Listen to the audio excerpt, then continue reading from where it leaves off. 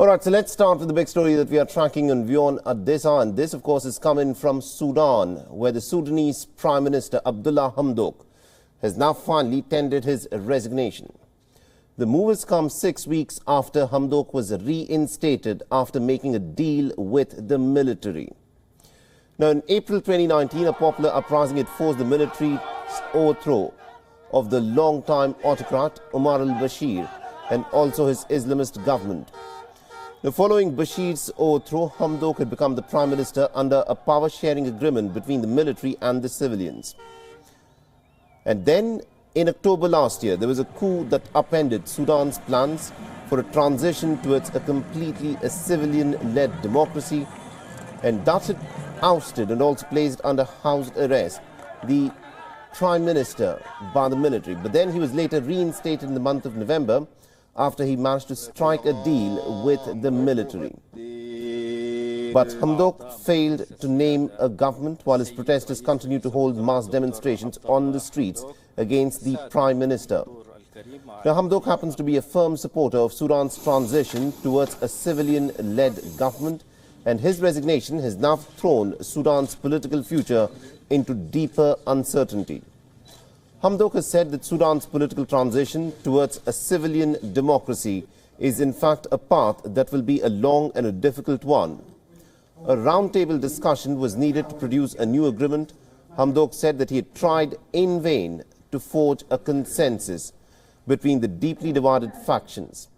He also cited the fragmentation of the political forces and the conflicts between the military and the civilian components of the government that he had been leading for the last 2 years.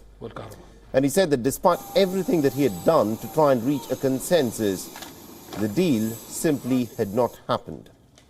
بناء على كل ما ذكرت فإنني قد قررت أن أرد إليكم أمانتكم وأعلن لكم استقالتي من منصب رئيس الوزراء، مفسحا المجال لآخر من بنات أو أبناء هذا الوطن المعطاء لاستكمال قيادة وطننا العزيز والعبور به خلال ما تبقى من عمر الانتقال نحو الدولة المدنية الديمقراطية الناهضة. ولقد حاولت بقدر استطاعتي أن أجنب بلادنا خطر الانزلاق نحو الكارثة، والآن تمر بلادنا بمنعطف خطير قد يهدد بقائها كلياً.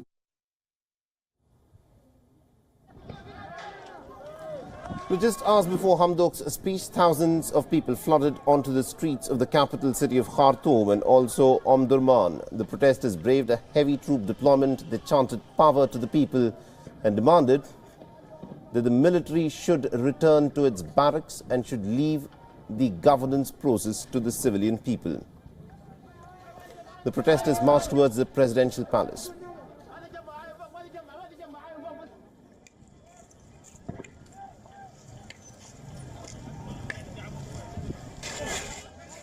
The security forces resorted to firing tear gas at the demonstrators in Khartoum, and according to reports that have come in, at least about 6 people have died and hundreds of others have been injured in the demonstrations that have taken place across the nation.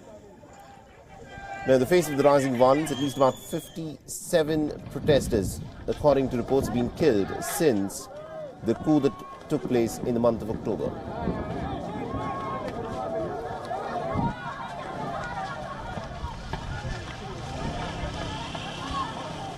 WION is now available in your country. Download the app now and get all the news on the move.